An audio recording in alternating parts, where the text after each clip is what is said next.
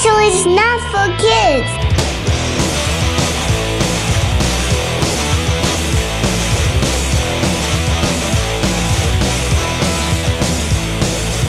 Well, Tom, we're here live from Rockefeller Center. We're getting ready for the big ball to drop. It's snowing here. It's hailing, actually. It hurts. Send it over to you, Tom. These balls be dropping. I'm going to be reviewing a new game called Ball Drop. Drop that ball. Make sure you time it exactly for the new year. If you don't, then you are fired. It's an exciting new game from the creators of Tom's Sexy Dice game. Cannot wait to see what the folks at Splotter Spellin have designed for us today. Kenny, it's crazy out here. We got hurricane weather. We got hail going on. It's a nightmare out here, but we're still standing strong, waiting for the big ball to drop down. How the alligators? Are they snapping tonight? Yeah, we're in Florida now. Oh, wait, actually, we're still in New York. The alligators just made it up this far thanks to global warming. It's really good. Yeah, well, alligators love the new year. That's their favorite holiday. They're not big on Valentine's because it's hard for them to kiss each other. Everyone knows it's hard for alligators to kiss. Tom, did you know we're almost into 2025 here? Holy fuck. Yeah, how did that happen? I thought it was still 2020. The last 4 years have been one endless nightmare from which I never wake up. I blinked and COVID was gone. Yeah. Woo. But yeah, it's been a full 5 years since 2020. And so we thought here at Shelf Stable that we'd do a special little episode. Welcome to Shelf Stable, a New Year's podcast about celebrating the new year and board games that have stood the test of time. I'm your host, Kenny Katayama. I'm the other host, Tom Bowers. Sorry to everyone if this is the first episode that you're listening in on, but at the same time, we have something that's exciting for you. Kenny's got all sorts of shit lined up. We're just jumping straight into the meat and potatoes this week. Ain't none of that bullshit. We're just talking about the best games from this year, from last year, from next year, from 2019, from 2020. All years. Basically all the best games of all time. You won't need another listicle ever again after you listen to this episode. Yeah, we're covering past, present, and future of all time here. You don't have to worry about ever listening to our podcast, to any content ever again. We got you covered. This is the episode. I don't know why Tom was saying, sorry if this is the first one you're listening to. This is the only one you need to listen to. True. So the first thing I asked us both to pick is our 3 favorite games that we covered on the cast. And specifically, these are ones that we talked about in the games we played. We've mentioned a lot of other games as we go and do discussions and things like that. But these are ones that we had a dedicated spot for. I made 3 guesses for yours, so we'll see if they end up right. So you told me to pick, my favorite 3, my number 3, I guess you could say, but in no particular order, is Irish Gauge. Ooh, wow, okay. I definitely grokked that you enjoyed it, but I'm just surprised that I enjoyed it as much as you did. I'm not sure, frankly, what it is about this game that has got me so invested. But every time I play it, I will kind of want to play it again and see if I understand anything better or not. I'm not sure that that's going to last forever, but I could easily see this being one that I would gladly play a few 50 to 100 times, There's something about it that is just genuinely fascinating. The largely deterministic nature of it. I don't know. It just it hit and it was kind of out of left field. It was the biggest surprise for me out of everything we played this year, and it's the one that I'm most interested in revisiting. I also really enjoyed Irish Gauge. It gets so much out of so little, and that's something we're definitely big fans of, you and I. Just how easy it is to get to the table despite the amount of depth in there.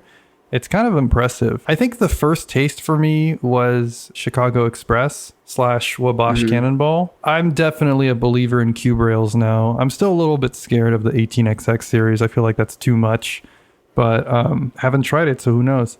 But yeah, I just got so much out of cube rails that I'm I want to explore more. I want to see what's out there. And it feels like a lot of folks in our group have felt this way. We're all skeptics of the trains. We see the train and we're Then we picked it up and have been just trains are great. What's your favorite train in Irish Gauge? Mine is Thomas. Sir Topham Hatt, as always. Sir Topham Hatt. Sir Topham Hatt will forever have my heart. All right. My first one I don't think you will be surprised at this, Tom, is Scout. If there is a game that has covered more ground in the last few years than Scout, let me know, because I can't think of one. Scout is a what kind of game is it, Tom? I don't know. Calling this a filler is almost kind of demeaning. But I think that could, some people probably say the same thing. But for me, calling it a trick-taking game, it is a hand-shedding game, ladder climbing game, where you're assembling I don't even know. The theme doesn't matter. Scout's great, fun for the family, fun for gamers. The best thing about the theme is pointing it out. It's just really funny when you can just out of nowhere, you're playing a game that is basically just make number go up. And then you just say like, yeah, I'm stealing your drummer, Jeremy, to join my band of 8 drummers. And then you play literally like 8 8s out in a row or whatever. I do remember there was a game where nobody had explained the theme, and just like 15 minutes in, somebody's like, I'm stealing your trapezes. And the person was just like, whoa, wait, what? What the fuck are you talking about? Yeah, it's like, it's actually right there on the card, and their name is Sarah. Like, that's the funniest thing about this for sure. Yeah, I just love that they attempted to give this a theme. Like, they could have just put cards with numbers, which I think the original version was like that anyway. I just feel like there's so much juice to be squeezed out of this game. I continue to play it. This is a recurring thing. So yeah, fast, snappy, easy to teach, but lots of depth. That's definitely a shelf-stable brand. But the other one that's starting to emerge is like, I feel like this game would get old, but it just continues to surprise me. That's like another marking of the cast. Subdomain of the shelf-stable brand. Mm-hmm. Even if I have played this probably a little over 20 times, I definitely feel like I've not played it like nearly enough. This is a 100 plays game for sure, and I don't think by game 100 that I'll still feel like it's even completely understood. Yep, I agree. Man, Nick sort of messed you up, huh? Kind of, yeah. Thanks, Nick Bentley. But he's given me a lot to like think about with regards to these games, and that's the best you can ask for out of a conversation with someone about games, and just like out of a guest on the show, though. Like, absolutely. All right, Tom, what's number 2 here? So the number 2 game that I wanted to shout out of everything we played this year, you probably guessed it. Brass Lancashire. I just still fucking love this game. Like, I get that it's like a Euro, it's like chonky, and it's probably some problematic emblem of history, and we love to bring that up. Despite all that, Brass Lancashire, I mean, it's just, I don't really, still not even sure what exactly it is, as I've been saying, but the puzzle of it, the feel of it, the dynamics, the interplay between players, it's just never not satisfying to bring out. And especially when you have those Roxley Iron Clay, like, poker chips for the money. It just feels good to play it. And I don't really even know why.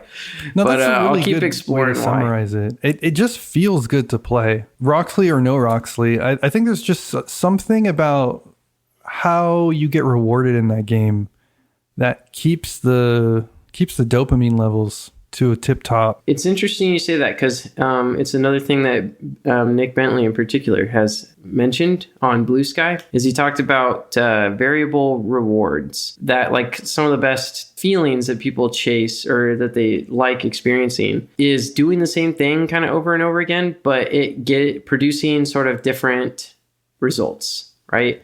Yeah. They think about behavior in mice. They're not going to press a button that gives them a cheese every time. They're going to press a button that gives them a cheese some of the time, way more often. It's like, especially if it's random. And humans are apparently the same way, right? Yeah. Brass, despite being like largely somewhat deterministic in its setup, it doesn't feel gambly to play Brass, but it still creates, I think, those variations in rewards turn over turn, right? You can have a turn where you don't spend very much money, but you get the prize of getting to go first next turn. And then you'll have like another turn where like 3 of your tiles flip over, and all of a sudden like your profitability has soared. I think that's like the feeling of it. And then you're never quite sure how your investments in your links are going to pay out necessarily. I think it's doing something right with that, with the way it rewards players. This was an easy predict for me. I was like, Tom's going to pick this. I actually debated picking this one as well. Unlike you, Tom, I started with Brass Birmingham and really enjoyed it and didn't play Brass Lancashire until this year. Oh, really? For me, going into it, knowing that Brass Birmingham is the number one game of BGG, I was like, well, surely it's better than Lancashire. And I ended up liking Lancashire more than I did Birmingham. I was going from a game I already enjoyed to a game I liked even more. And that was a really cool feeling for me to be like, oh, there not only is there more, but it's even cooler. I think they're very, very similar. Like they're within a decimal Don't get it point. twisted. There's no reason that I am not going to play Birmingham with you. Yeah, exactly. I do have to say, I think Birmingham is less likely to create big feels bad moments. And I have had that happen with Lancashire, where a player was trying to set something up and basically realized only in the last turn that it wasn't going to line up. It's meaner in that sense. And I don't necessarily appreciate that aspect of it, to be honest. But I think especially as like a 2-player experience, it's great. And then 3-player experience is probably like the ideal head count. But really, it just works at all levels. It never like overstays. So Brass was definitely a runner-up to this game that I picked because I thought you're probably going to talk about Brass. So the one I picked instead was PAX Pamir 2nd Edition. Shocker on my end too. I feel like I probably avoided choosing PAX for the same reason that you didn't pick Brass. This is definitely one of the games we talked about considerably on the cast, similar to Brass. And there's good reasons why. This is a game that creates stories. It's a game that is heady and mean and kind of a pain to play, but playing it really creates those experiences. The stories you get from those games of PAX, they stick with you. Case in point, everybody tying and having the cookout for the Chopin kebab. Basically, if you meet all the tiebreaker conditions and you're still tied, then the 2 tied players have to have a cook-off. That was insane. It was such a funny situation. And the fact that the players were like willing to set themselves up just to do the cook-off, that's something that we will keep with us for the rest of time. It's those kinds of stories that make me want to play games and that bring me the joy and keep me motivated exploring and playing games. So thank you, PAX Pamir, for that. For sure. I pretty much agree with everything you said. It ends up being like a narrative building game. The systems, I hesitate to call them elegant. No, I don't think they're elegant. They are like inelegant, but they are logical. This game definitely benefits from a flow chart, so don't let anyone fun of you for drawing it out on a whiteboard. And then with that out of the way, I think the rest of it kind of falls into place. The turn-by-turn decisions are grokkable. And it doesn't have to be a very long game, but I like the fact that a player can choose to go for attrition, and it can prove to be a winning strategy, at least in my case. But don't overthink it if you want to have a good time.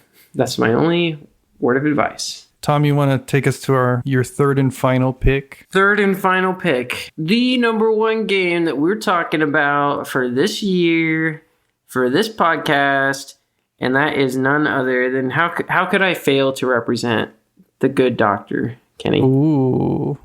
And not mention Tigris and Euphrates.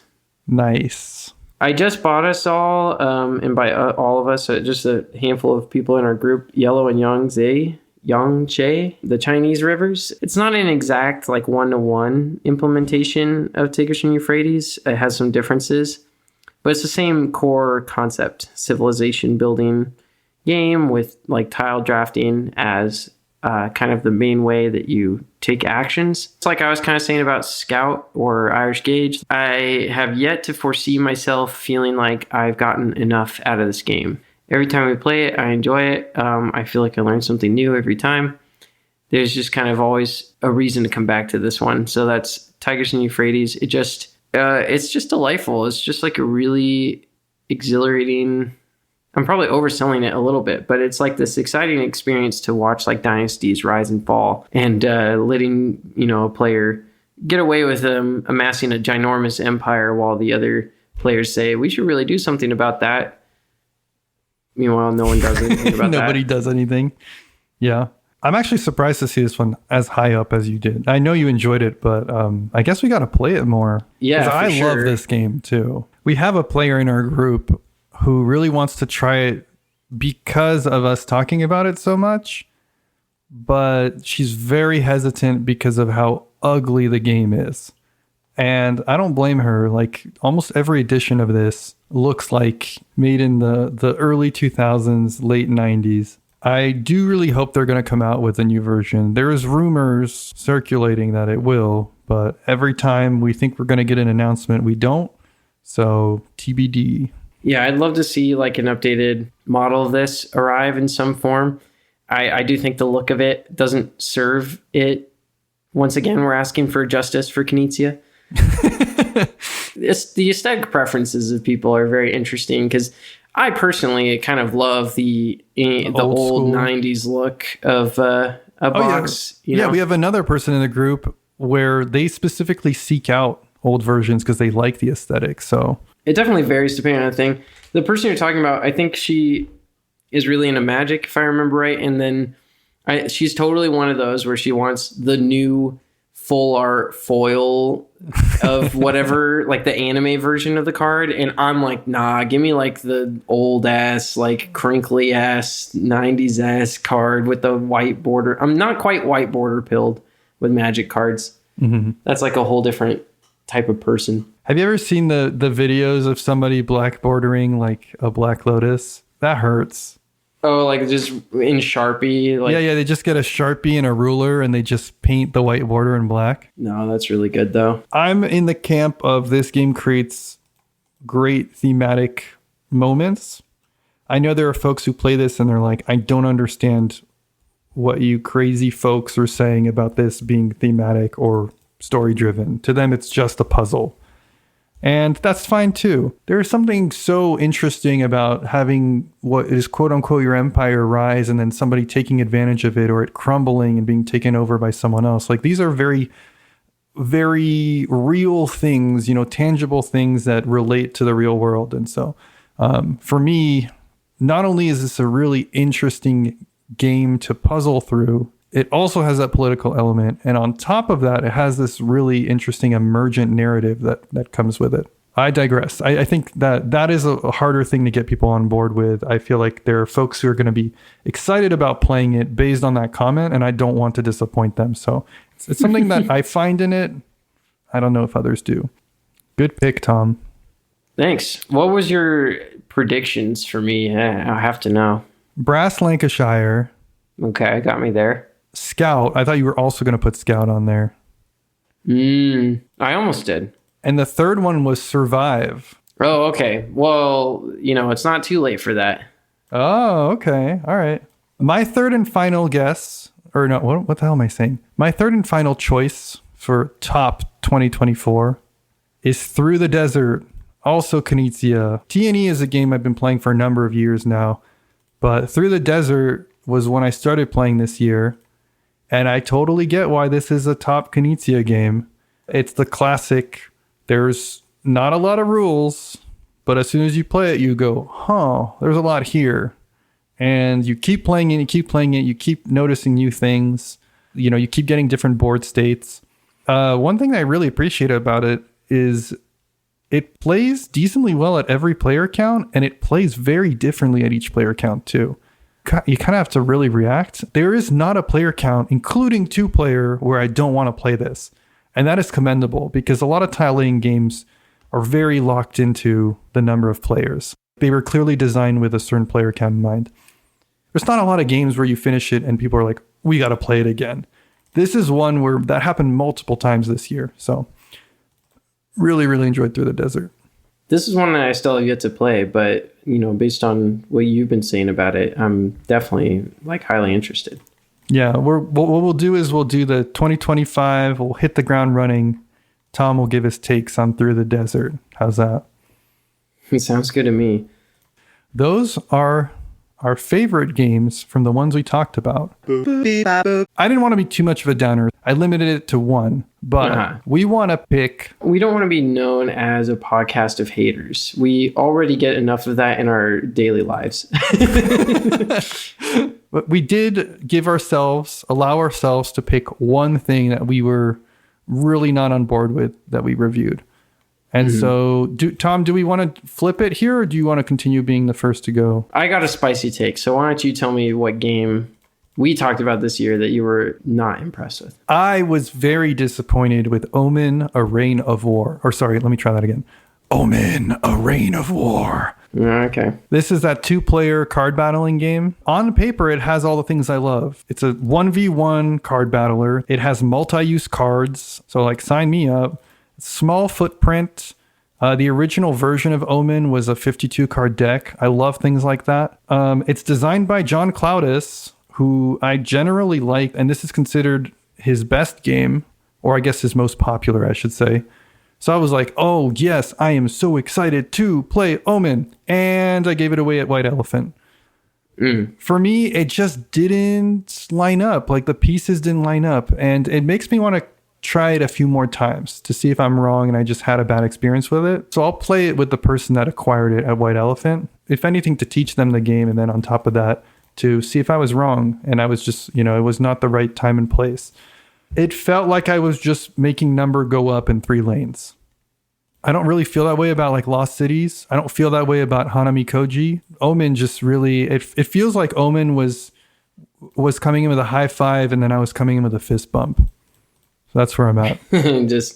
Yeah. You and I played Radlands recently. I thought Omen was going to be more like Radlands. So to clarify what you mean by that, you thought it was going to be a more dynamic back and forth than you really got. It just felt almost like a 2-player solo. Yeah, it just felt like I'm putting this number here. Oh no, I'll put a bigger number there. Like there wasn't that intense back and forth that you get, or where like things start to synergize and combo together, or you come up with a clever line of play. I might just have gotten a bad hand of cards, like both times, or just not understood the game. I don't know. All right, what did you have? You're gonna love this. The game that I guess you could describe it as it disappointed me the most out of everything that we talked about on the podcast has been this year Terraforming Mars. Whoa. Yeah. Can I tell you what I thought you would say? Okay, yeah.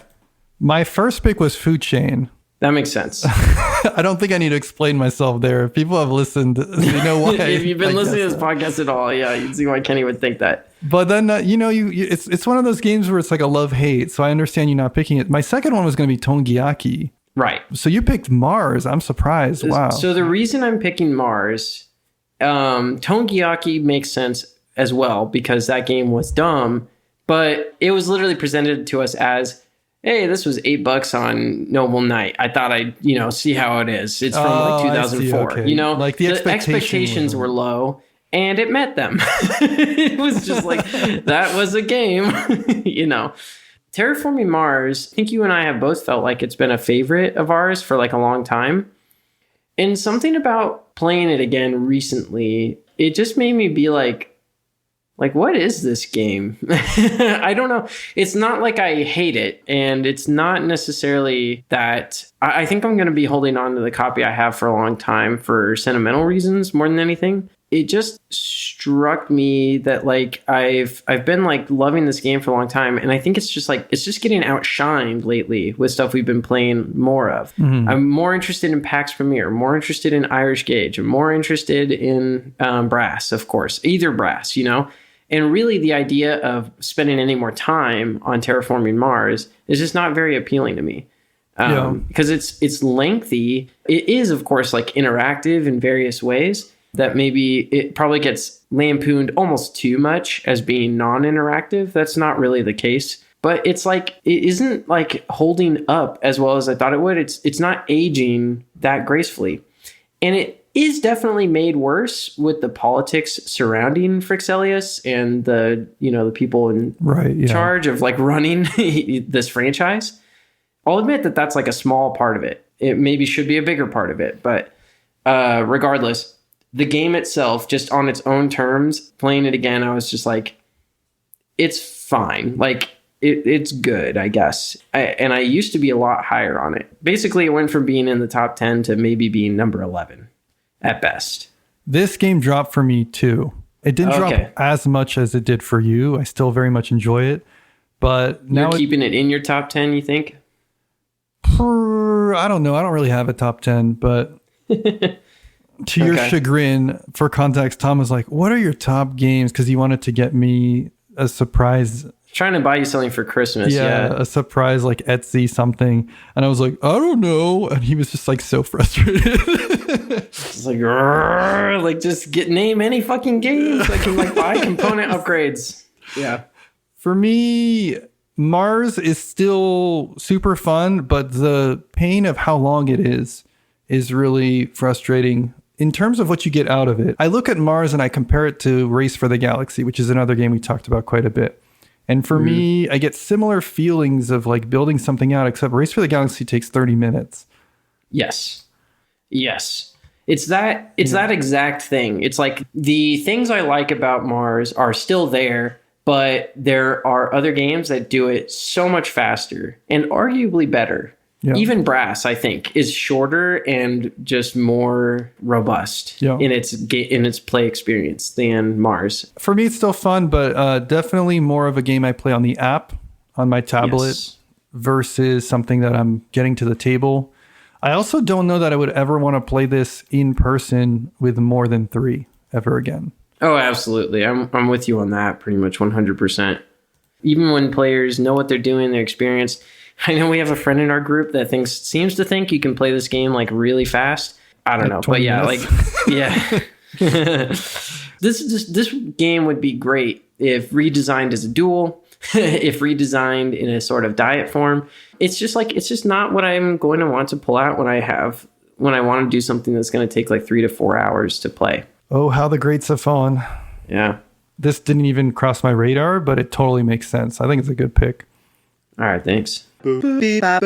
Shall we move to some interesting categories here? Yeah. What is one unexpected delight that you came upon? So this is a game that you didn't really know anything about. You didn't think you were going to like it, or maybe you just didn't have an opinion and you were like, wow, this is kind of crazy. This is so good. So earlier you said you thought I might pick Survive. This is the Survive pick. Okay. So I definitely sought this out because of that article that talked about debiasing the Board Game Geek ranking. And we talked about this on a prior episode. It's supposedly the number 1 game. We remove all statistical bias from Board Game Geek. It is genuinely just a ton of fun. I literally didn't know what to expect going into it. You know, I'd heard about it for forever, and then I looked up how to play it online. And it's kind of funny because, like, even though it's the secret number 1 game, in the debiased formula, the video I found of the guy talking about the game, he's like, this game, which you probably haven't even heard of, a caveat that like no one ever talks about this game, even though it's like supposedly so good, for anybody that has played it. I'm now Survive pilled, basically. It really is it's just fun. It's fun that like all the pieces that could kill your swimmers are going to be controlled by the other players and you at various turns. It's just random enough that you can never quite predict what's going to happen next, but it's non-random enough that you can, I think, play pretty strategically and end up with some pretty good outcomes. We had a friend who played this. They recently released the newer edition on Board Game Arena. So shout out that website. You can play it right now. Hashtag not sponsored, but Board Game Arena. Genuinely.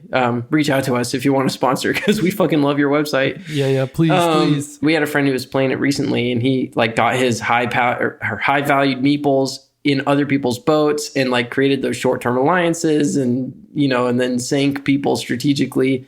Like, and had some razor thin game recently where he like won by literally, I think 1 point. And it's just like fucking fun. Like it just really is probably the funniest game on Board Game Geek. And it is easily underrated. So seek it out. This is like my version of Through the Desert. I still haven't played this. I really want to. So maybe this is the first one I pick up in 2025. Yeah, you should. My unexpected delight, for similar reasons to you, Tom, when you were talking about Irish Gauge, is Chicago Express. I don't want to dwell too much on this one because I think I already said my piece as far as it, but I thought I would not like trains. This is the first game we talked about on the podcast.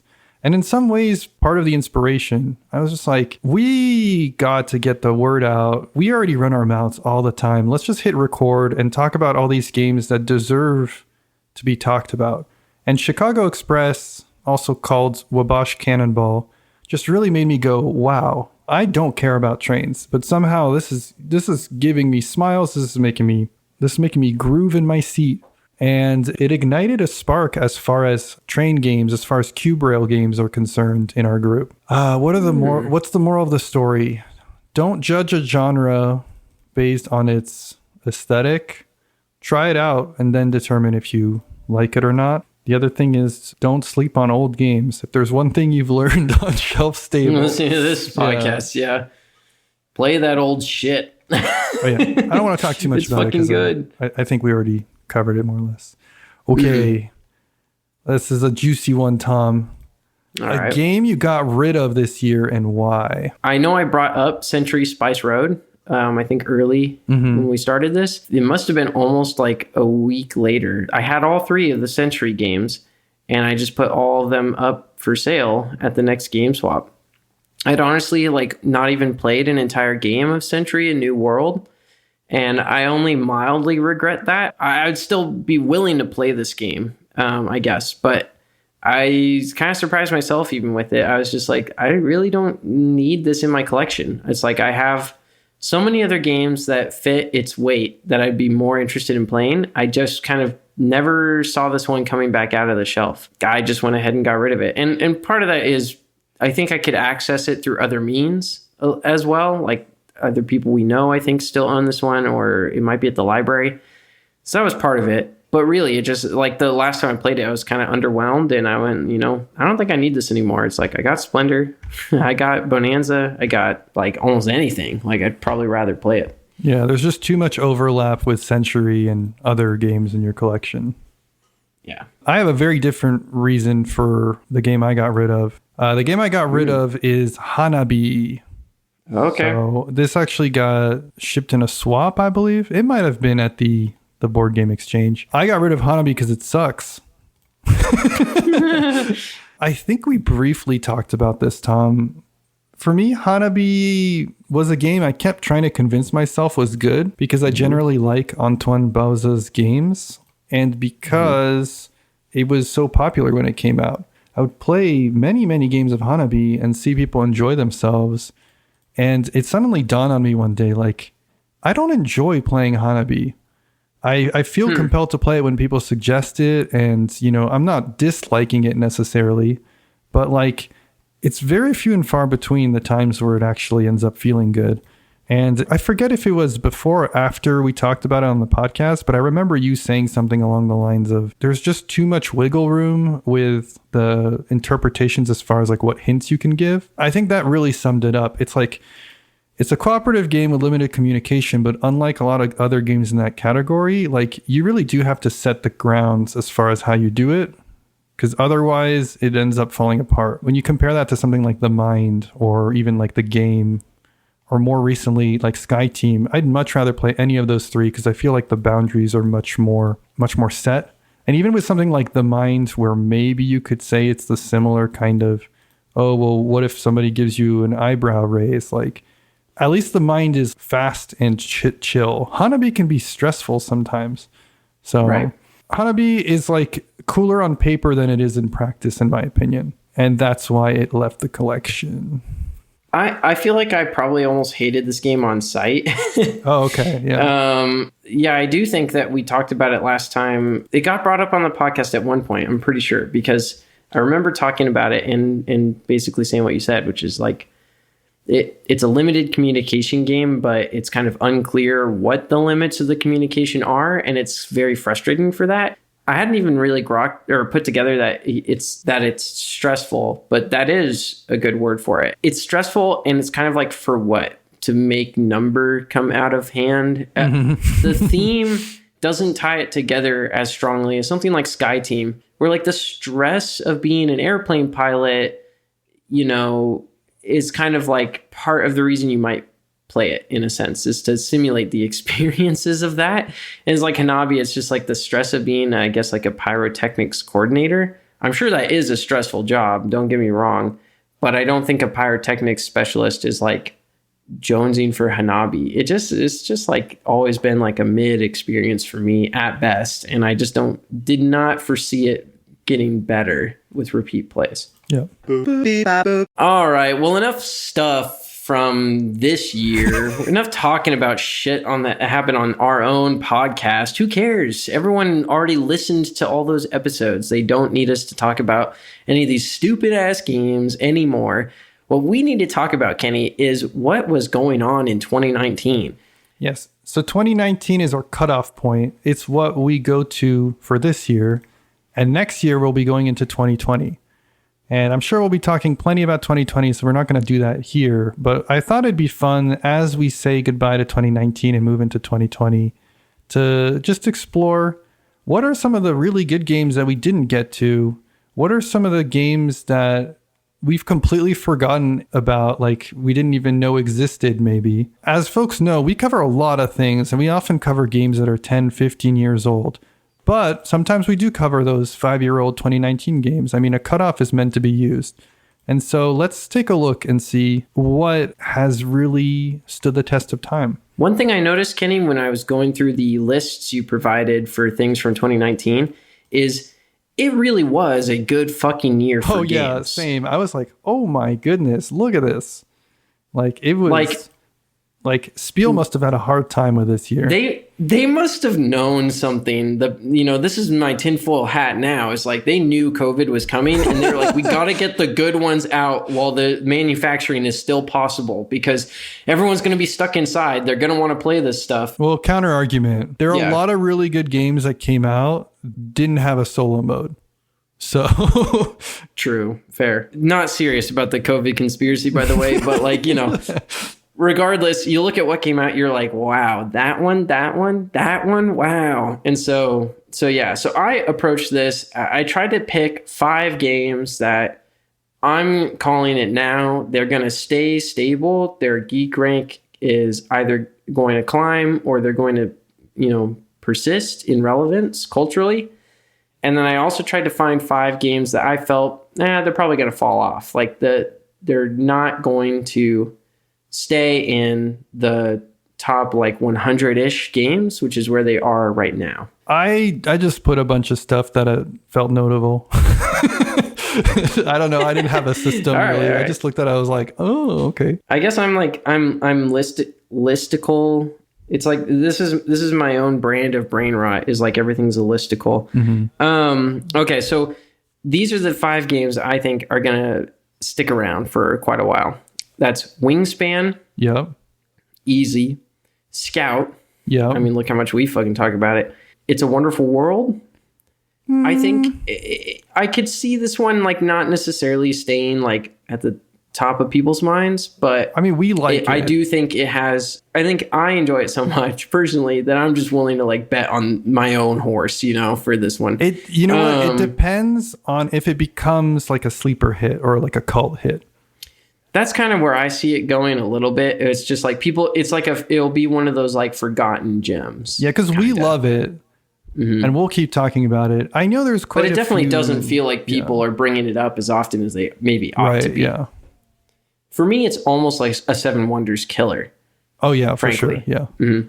And then the other one I picked was The Crew. Well, yeah, if you talk about The Crew as a series, but I think the second one replaced this.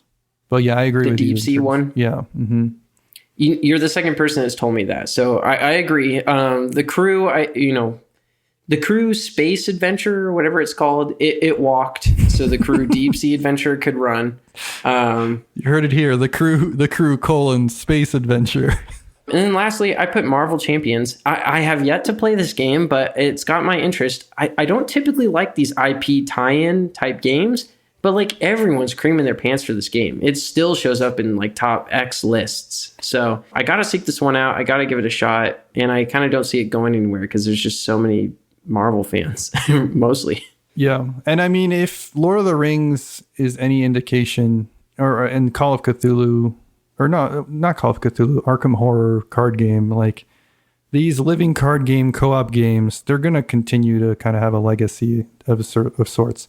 I do wonder if they get canceled or FFG starts pivoting to something else, if they'll continue to be popular when there's no content around. I mean, you saw Netrunner and other LCGs. Like, is it the content that keeps them going? That's the big question in my mind. I mean, Netrunner is still in the top 100, if I'm not mistaken. So, yeah, I think you're onto something here with Marvel Champions. Yeah, I think it just, based on everyone else's opinion of it, I can see this one sticking around. Yeah. And somewhat staying relevant because despite their best efforts, even like Marvel has not gone away. The MCU specifically is what I'm talking about. So then here's the 5 that I picked that I foresee falling off, as in their rank is going to go down maybe more rapidly than other games from this year. Okay. Number 1, this should be obvious, and I'm sure you wanted to mention it too, the Isle of Cats. Oh, I know we hate this for maybe like unfair reasons. I get that.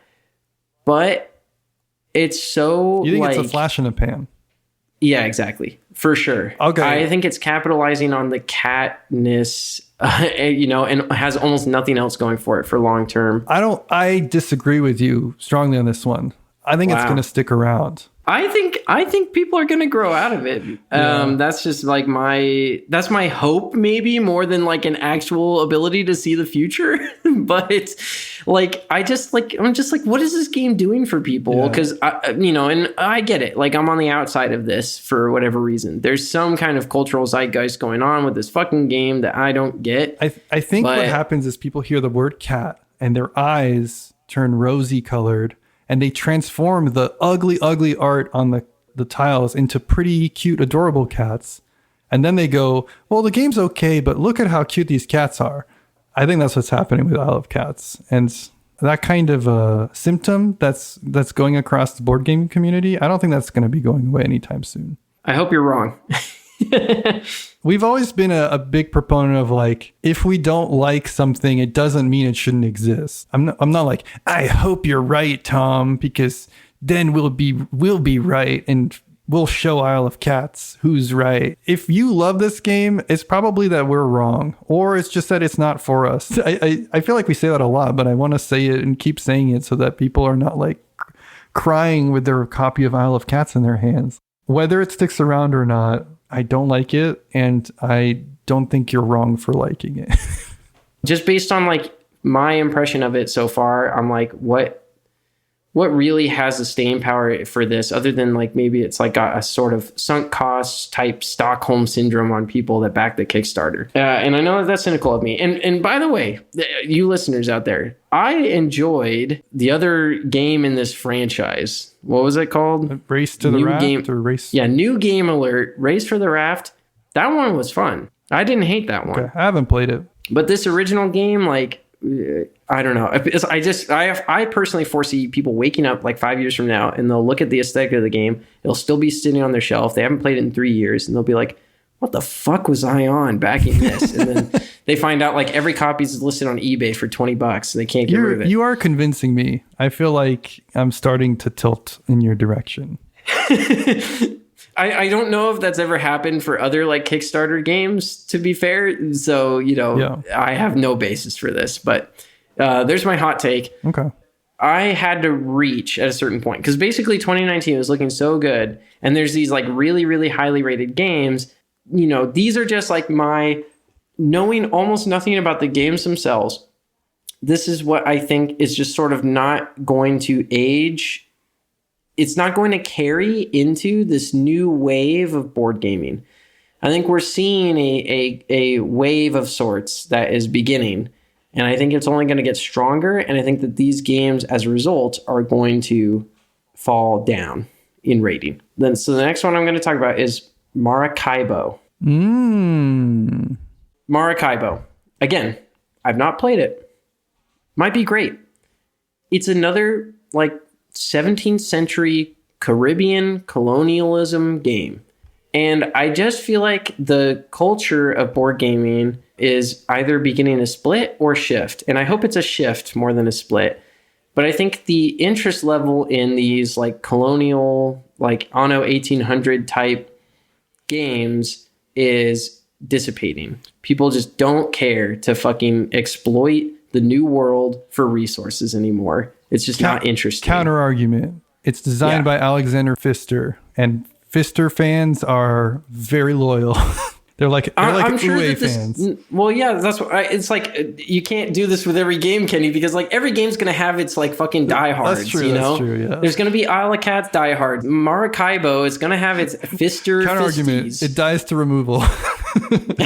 Yeah, just like fucking Puerto Rico still has its fans, but it's like it's going to eventually start to tank. I think it's going to degrade more quickly than some of the other titles from 2019.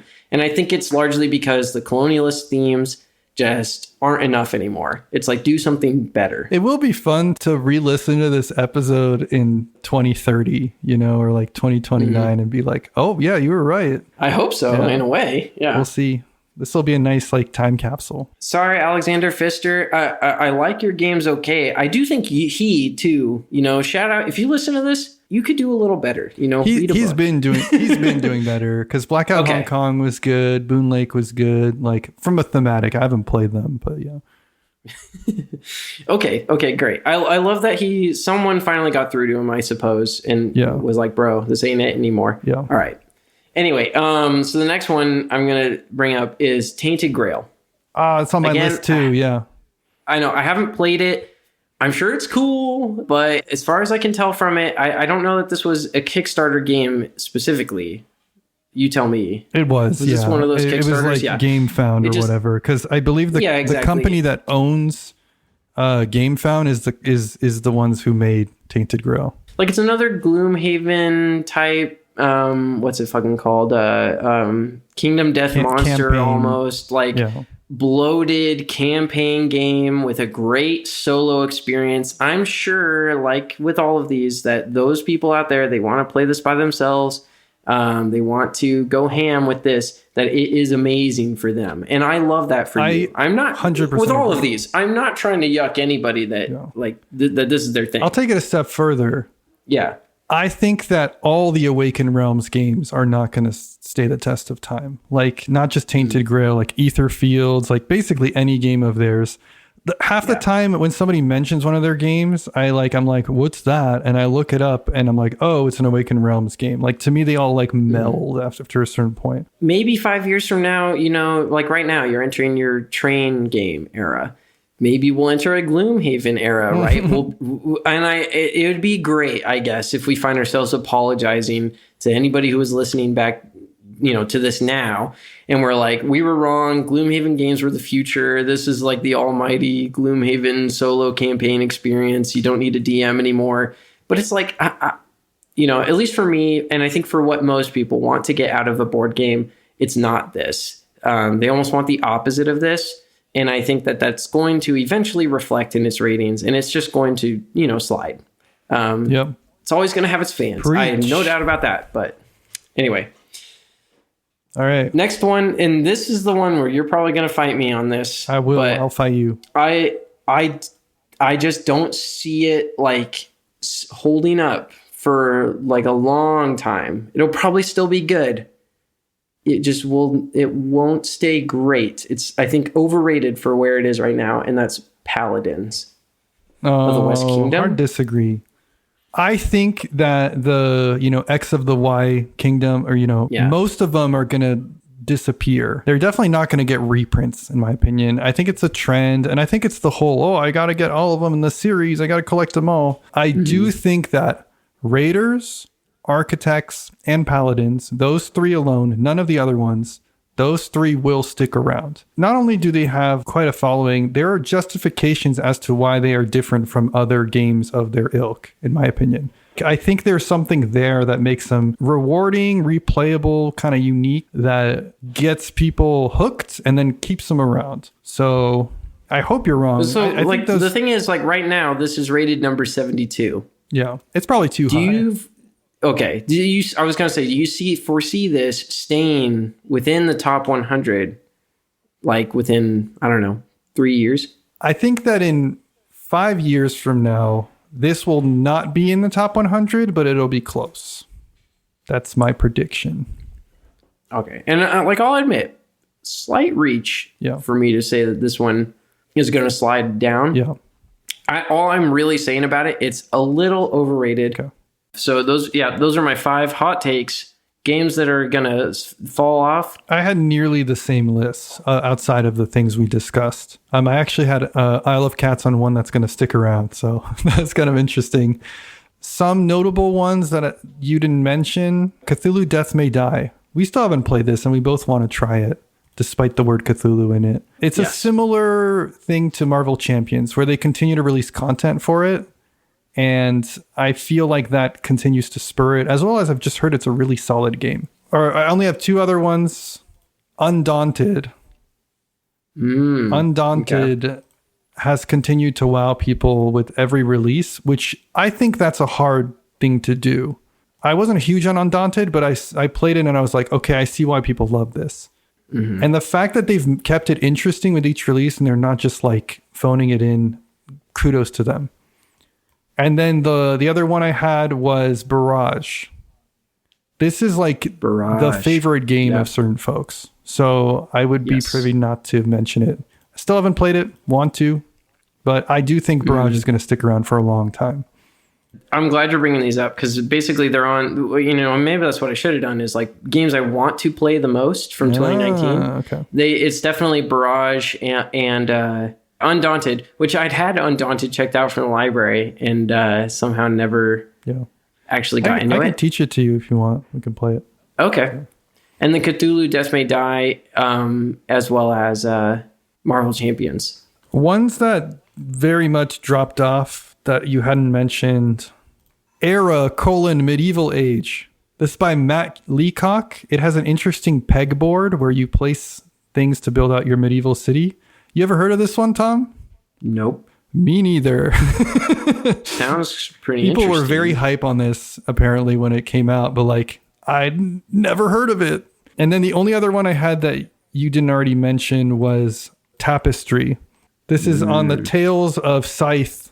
People were like, oh my God, Jamie Stegmaier's next game, Tapestry. And it's a Civ builder. It's going to be so good. Holy moly. I was, this is a very polarizing game, and I was among the folks that did not like it. It's literally just 4 tracks, and you move up the tracks to get stuff and do stuff. And you know how you move up those tracks, Tom? By making number go up? You literally move your piece up the track. And I was like, so what's the action selection mechanism? What's the, how do you get the tracks up? And they were like, no, you just push your piece up. That's the whole game. Every turn you're like, which of the 4 tracks should I push up? And then you resolve its effects. And I was like, that's it? This is what the game is? I was shocked. It's like can't stop. I really, really wanted to like this game because I like Civ games and I generally like Stonemaier games. I'm not surprised that this is like dropped off people's lists. Or at least that's what I'm claiming.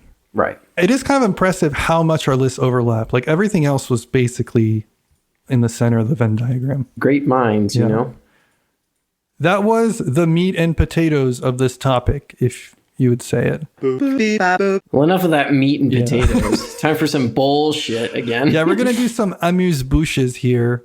Because I don't want the episode to go too long and because we're getting into some weird territory here, I think we should just do like a sentence for these.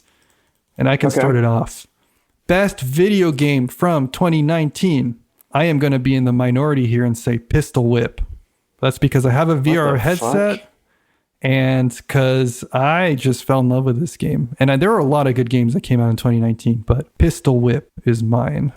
It's like Beat Saber, but you're shooting people.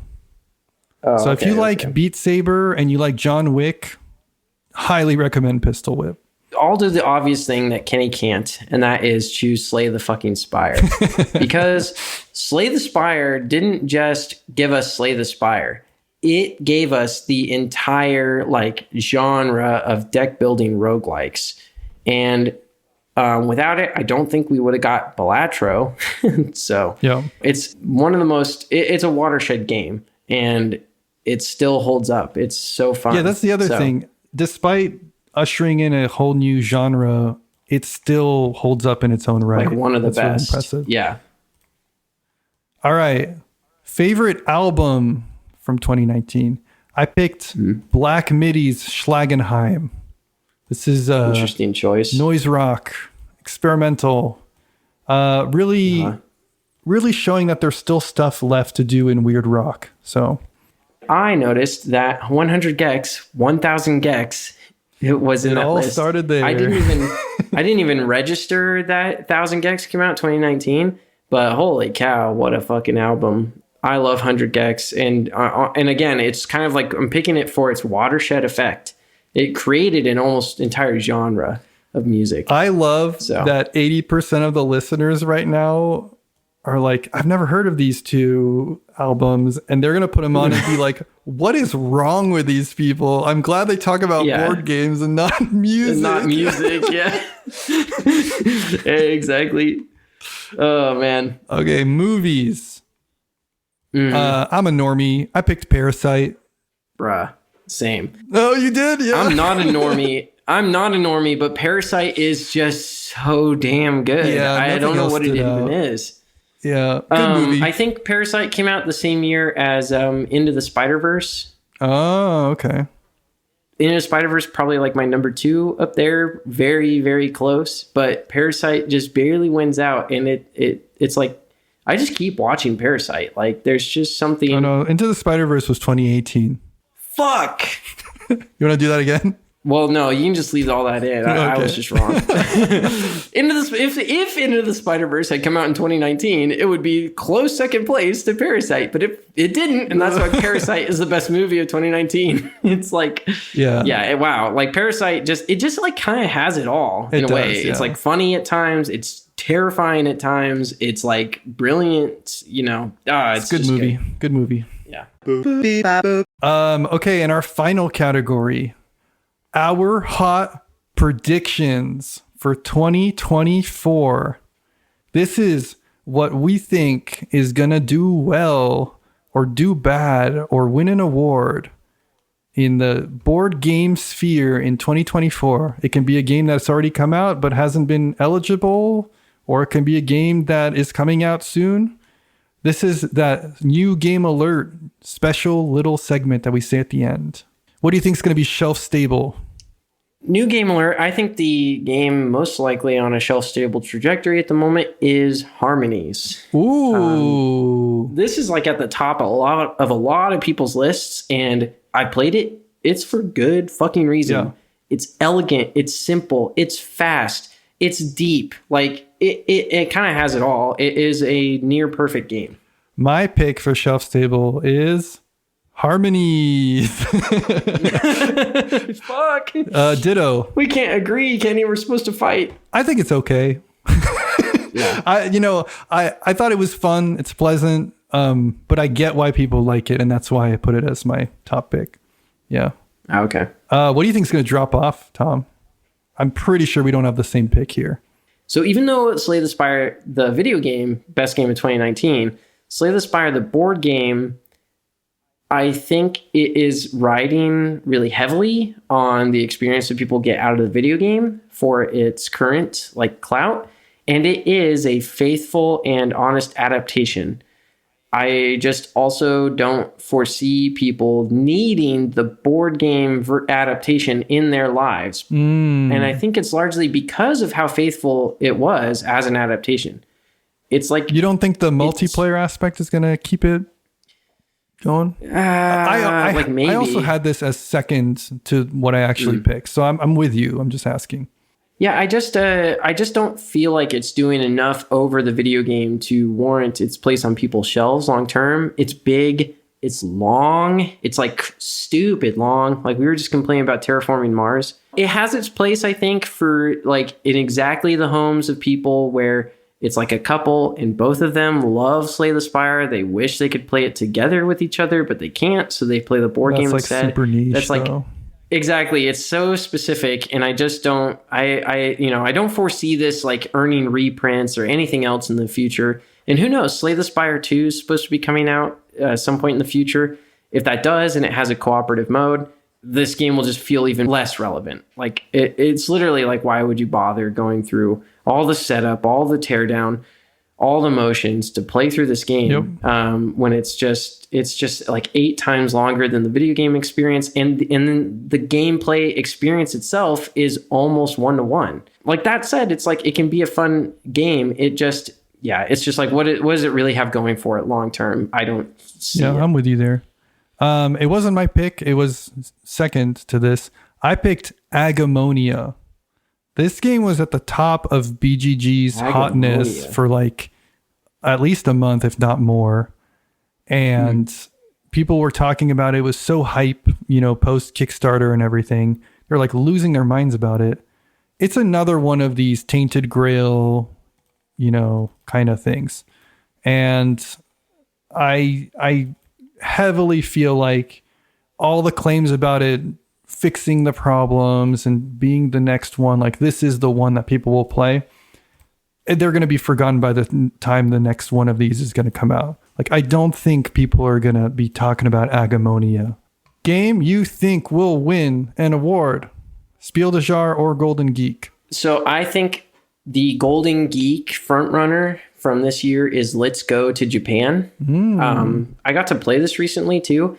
Really, really delightful. The reason I think it's a Golden Geek winner is because it has a story behind it. The story of its development is very charming. And in combination with that, it is a really clever drafting game. Yeah. It's a little heady on the teach, but if you can get over that, and it's like the thematic elements about it kind of sing. Yeah. And I really liked it. So yeah, I could see that one winning Golden Geek. And then my Spiel des Jahres winner is, I'm calling it now, it's going to be Harmonies. I can't see any other game beating this for Spiel. Okay. I thought about putting Harmonies on this, but I thought that was too easy. So I wanted to do something that was like a bit more of a risk. So I picked for Spiel des Jahres, Wilmot's Warehouse. This is a really, really risky one but I don't know. Something is telling me that Wilmot's is going to be at least nominated for SDJ.